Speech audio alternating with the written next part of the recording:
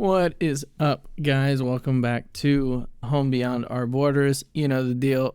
I got my wife behind the camera. This feels like a conversation for me. We are talking about some crazy stuff. It's obviously, I'm going to sound like an idiot for most of it. I'm not an expert whatsoever. I just think that this conversation deserves to be talked about in a serious way, in a way of trying to get to the bottom of things. Obviously, we're just going through opinions. We're going through the I thinks and I feels. There's really no facts here. Maybe just hopefully good points, right? Hopefully good points. But I'll be blunt about my agenda, because to say that, oh, I don't have an agenda, let's just do this, that's whack, right? We all know everyone has an agenda. And so let's get through it. So I have two parts to my agenda. My first part is I just want for everyone, in a general sense, for us to get past what we know, past what we're used to, past our perspectives, and kind of go into like what's beyond that, right? And that's the whole point, beyond a home beyond our borders. Like, home is beyond all of these things. The biggest example I have, where I think we can maybe all resonate, I hope, is the bitterness that I held so close to my identity. As an artist, it was my muse and my inspiration and what drove me in music to try to be the best. And it had a lot to do with my charm, right? I wanted to be the funniest person around because I thought I deserved it, and this and that. With music, it was this thing that I was so meticulous, and I wanted to do everything the genius way, right? Write that lyric in a way that you never thought of before, or talk about the thing that no one has thought about before, or whatever the case. And bitterness drove me into those creative spaces where I thought wow, no one is here,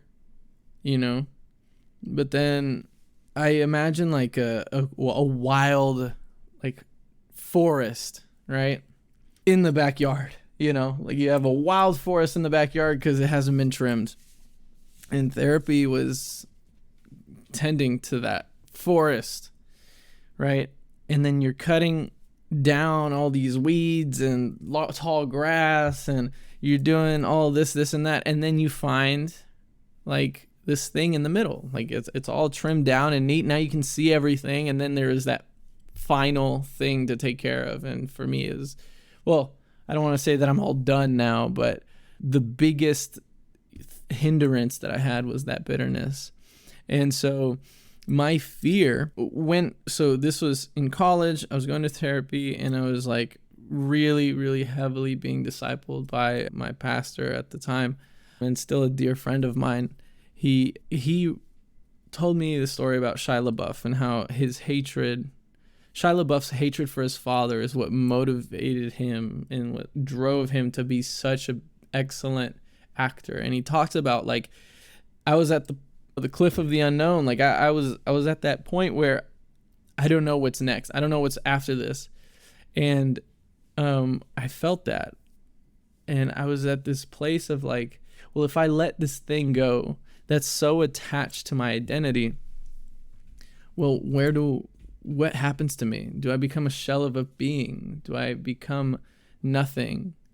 And that was very real to me. And I don't know, sometimes I think it's hard to think about the past in the perspective you had in the past, but I'm trying my best in this specific moment in my life where I was really terrified, and good news is that I let that go. It left holes in me, but that was all filled with love and gratitude and joy and peace. What I think was thanks be to God, right? And that's that's my biases, and that's my experience in life and all of that. And yeah, I want anyone to look within themselves and catch that core thing that's secretly bad for them. But attaches itself so much to their identity. Before you think that I'm like saying that transgender itself is what I'm talking about, no, not necessarily. Like sometimes, like it could be that someone who is transgender, that's not the thing that it, is like crippling them. It can be something else. It could be unforgiveness, it could be bitterness, it could be anger, it could be something else. And so that's not necessarily where I'm going with that. But to live a lighter life is one of the points to my agenda. The second one is compassion and empathy.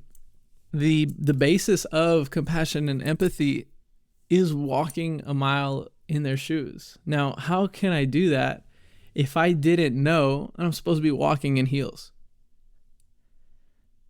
No laughter. Okay, that was kind of a joke. I'm just being lighthearted. I don't mean to be insensitive if that was the case, but these conversations are going to be inherently tough, and I don't want to be so like intense, but we'll figure out, what, like that's my goal, is to try to understand, the kind of shoes that I need to wear, and could I do it, or well, not even could I have to, right? Like that is the basis of empathy and compassion, is like it's not this thing of like, well, I'll do it if it's convenient enough. It's like I want to, and so let's talk about the baselines of common ground. Okay, like at the most fundamental level, we are all humans. And what do I mean by that? Obviously that's like, oh, no duh. We are all complicated individuals, like complex, like no one is simple. Like, oh, this person's a liar. It's like, well, they have a reason to lie. They had certain pressures that made them lie, and their values are in such a way that, like, maybe it didn't allow them to lie, but they were just in a situation where they thought they were more in trouble, and so they, whatever. There's more into things. There's more to it than just who they are, on the outside or whatever. So we're complicated, and not only are we complicated, we're not irrational. Like maybe you're irrational to me and I am to you, but you have your own rationale for why you do the things you do. You are the way you are. You believe what you believe, right? And I think we have to have that compassion and understanding of each other to say you are legitimate in what you believe and how you act and who you are.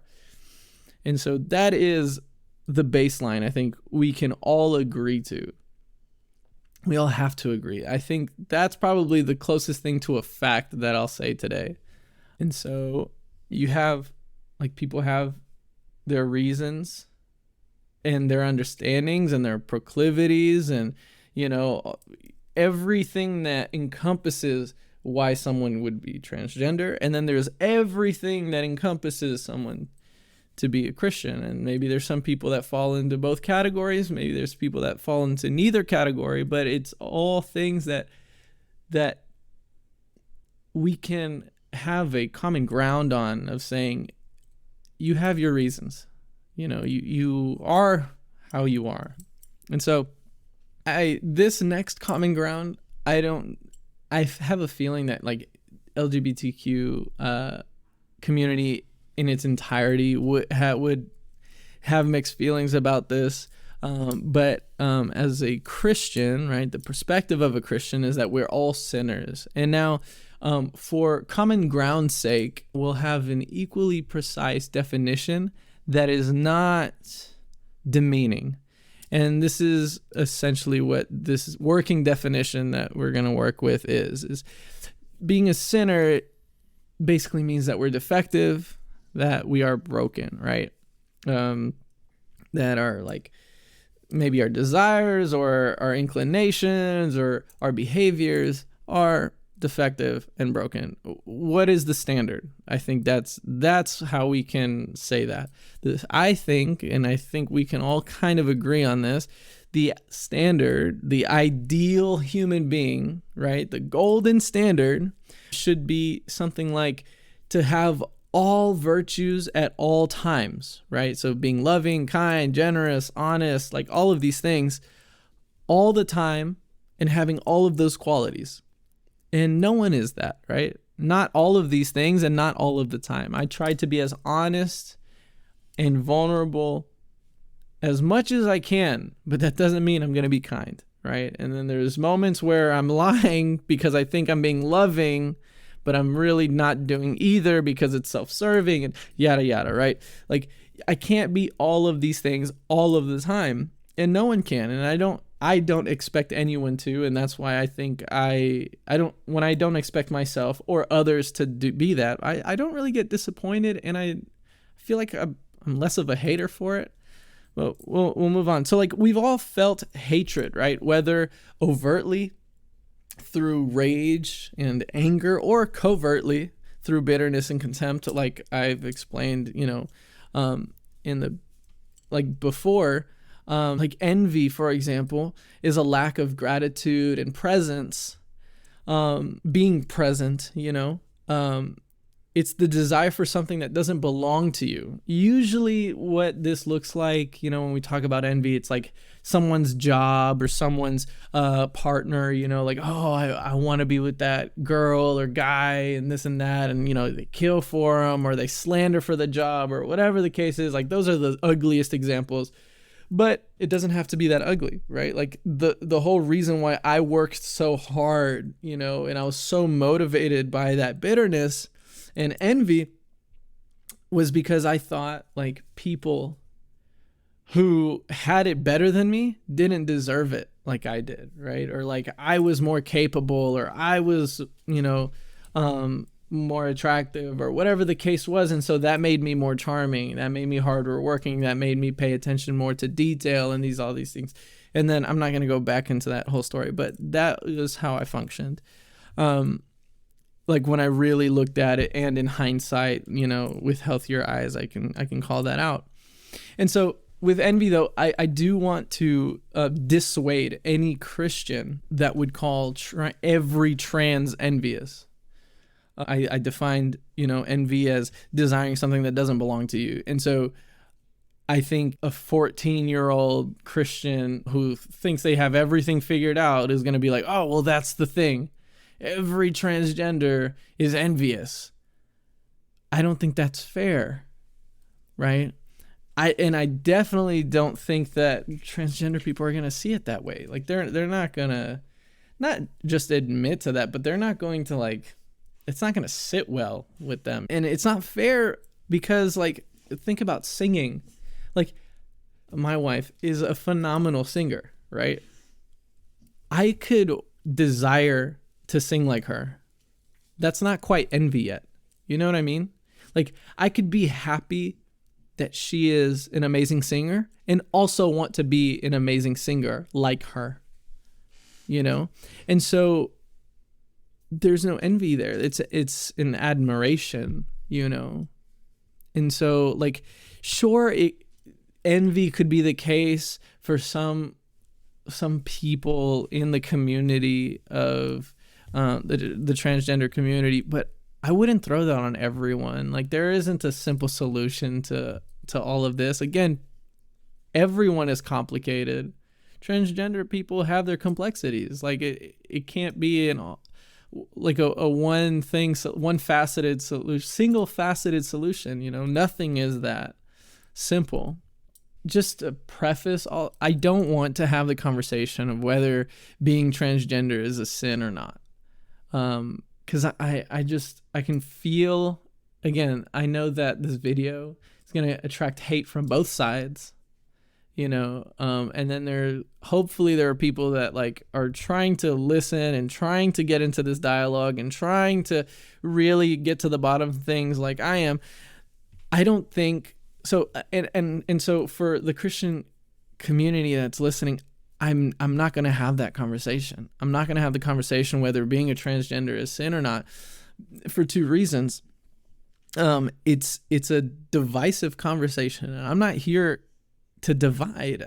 I was going to say people's names. I don't need to. You know who I'm talking about. You know the kind of bait that's out there that baits in people with like that angst in their heart against other people, and that's not what I'm here for. And so, and the second reason is because Jesus, the Jesus experience, the full Jesus experience is being related to, invited, and then challenged.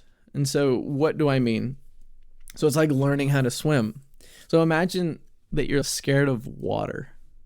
You're like absolutely scared of water. You don't want to go in water. You don't care about it. You hang out outside of water. You're perfectly fine. You have zero desire for it because you're scared.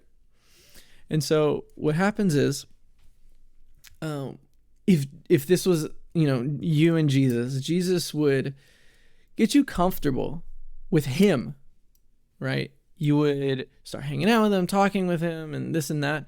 And then you would get comfortable enough that you were willing to go into the water with him. And then he invites you into the water with him. And now you're in the water with him. And you're like, oh, this isn't too bad. I'm on the shallow part and this and that. And then you realize your need for swimming, whether you want to move around, have fun, go to the deep end, like whatever the motivation is when you're in the water, because you are related to and now invited in. And now there's the challenge. Now Jesus can say, hey, let's go to the next thing, right? And so let me ask you though, is it valuable for me to teach you how to swim if you're scared of the water?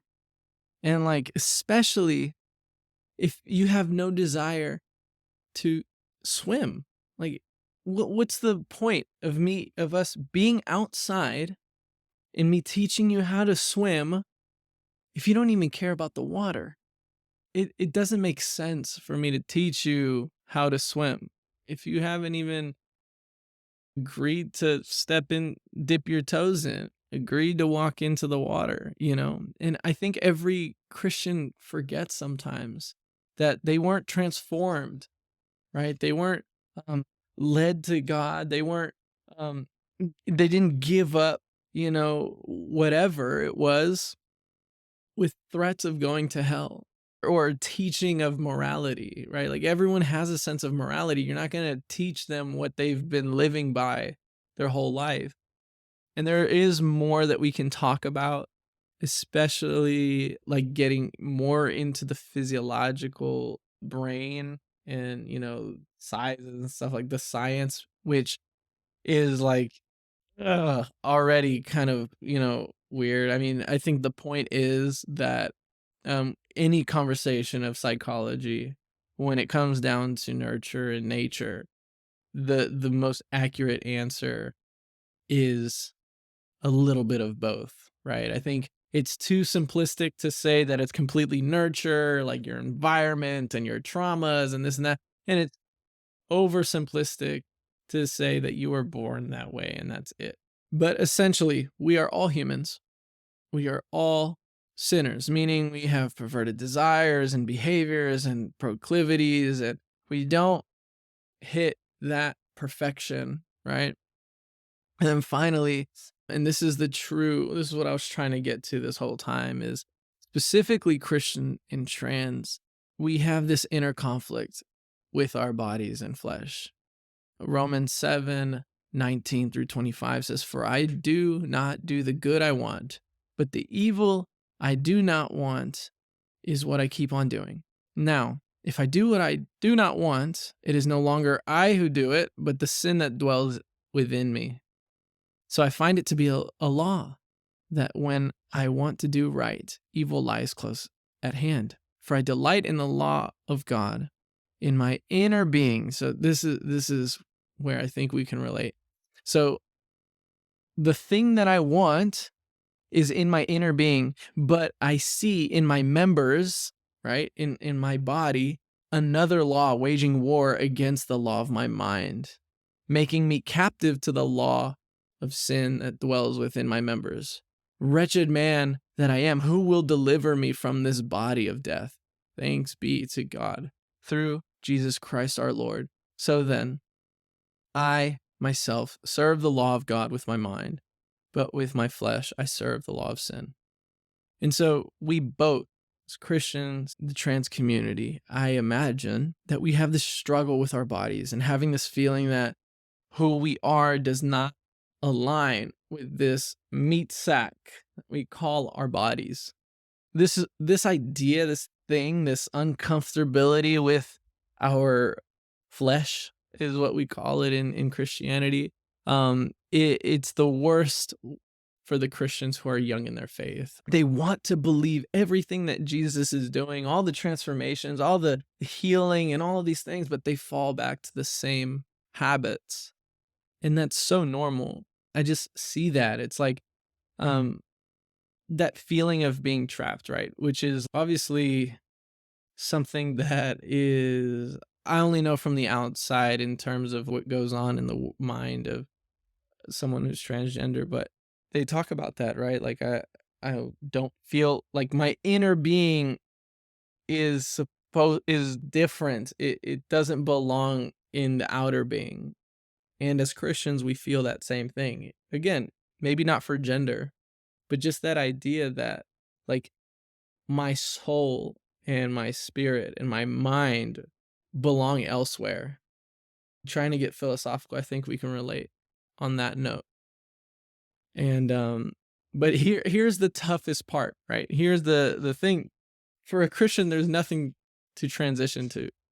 No, like I know that's like, let me just move on into what I'm trying to say. We have to believe, as Christians, we have to believe that we are who we are, struggling how we struggle by the will of God. Like that's like where our faith leads us to believe. And so like Psalms 139, 13 through 16, it says, "For you formed my inward parts. You knitted me together in my mother's womb. I praise you, for I am fearfully and wonderfully made. Wonderful are your works. My soul knows it very well. My frame was not hidden from you.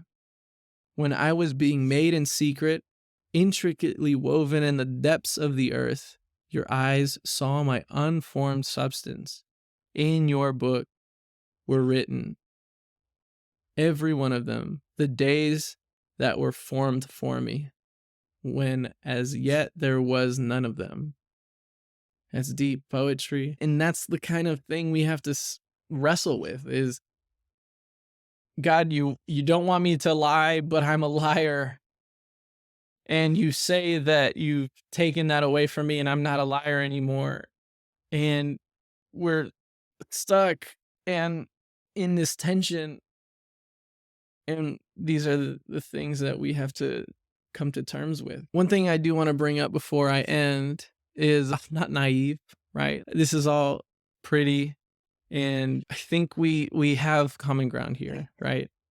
And I think that's cool. But there is a reality, and it's sad because I say what I say. I do think that what I'm saying is a true representation of Jesus, but I don't think there is acceptance, not in a big scale of things. And there is that uncomfortability, right? And how, like, I think of it at my church a long time ago, like a decade and a half ago. There was this gay man, openly gay, that went to our church. No one treated him bad, I think. From what I understand, I was like 13 years old. No one treated him bad, like overtly, but I think there was just so much like tension and drama with him just being in the church that he was like, look, there are people in this church that's treating me really well, but there are more people that are uncomfortable. And I gotta go. And like looking back, that crushes me. And I don't think it's any different now. Not with our church, but like at the church at large, you know. And if like I saw someone who felt more comfortable in dressing in unconventional clothing, let's just put it at that, and people weren't sitting next to them, there was complaints of, I don't want my children around this kind of thing, and that whole thing, like I would cry, and I would want Jesus to come early and instill his wrath on those kinds of people. But um and so I do pray for mercy, and I do pray for a better day, um a day that we can kind of all be on that same page. And just one last thing, I'm doing the pastor thing where there's always one last thing. But imagine a treasure map, okay, and X marks a spot. Just because the majority of people don't get to the X, right? It doesn't mean that the treasure map isn't accurate, and it doesn't mean that there isn't a treasure, right? So in the same way, the Bible is the map, and Bible is the truth, and God is the truth, and God is the treasure, and the Bible is that map that leads us to the treasure. And just because people don't know how to read the map, people don't know how to read the Bible, and because people don't encounter God, it doesn't mean that it's not true. It's not real. And I know that religion has that complexity about it, and it's whatever, but I don't know, man. It's all love. And I hope to see you next time. And I hope this gives you something to think about and some food for thought.